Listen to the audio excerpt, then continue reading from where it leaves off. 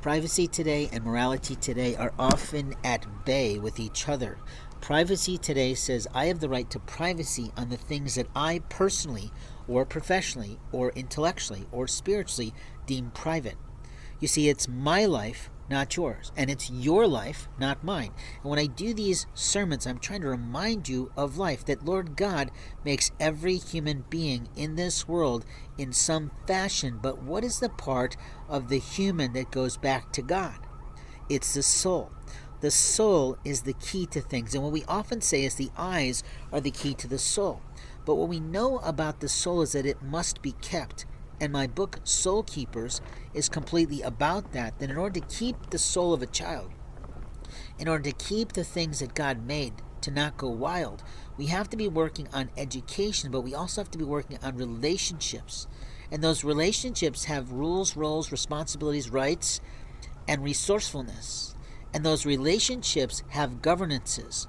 Those governances are often the written and unwritten rules of our society versus another culture's society, which may not have the same society principles.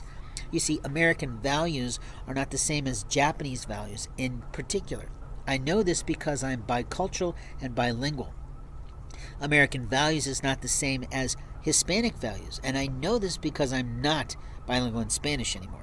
God bless my 8th grade instructor, and God forbid my 9th grade instructor who destroyed it. I left her class immediately because she was such a bitch. And I lost my ability to be kind of a number one student in that moment and that glitch. But I chose something else based on my mother's advising. I was going to study Korean to match my martial arts, and she said, no, honey, we've got Japanese investments coming into our community. I think this would be wiser, and you can study the other one on the side. And she was absolutely right. She was absolutely right about that statement. I'm glad she told me. I'm glad she was such an avid, literally everyday reader of the newspaper. Every night, she would stay up late. My father would complain because he'd go off to bed. He'd want her right there next to his head. But she would sit up and read the newspaper. She's the night owl. He's the early riser. My father always made our food, literally. He was the man who had the salary. He went shopping generally and did the grocery shopping until he couldn't any further.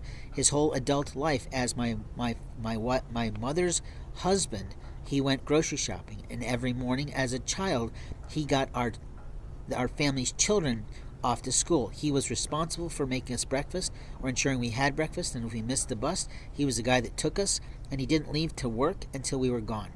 And that was my whole life with my father.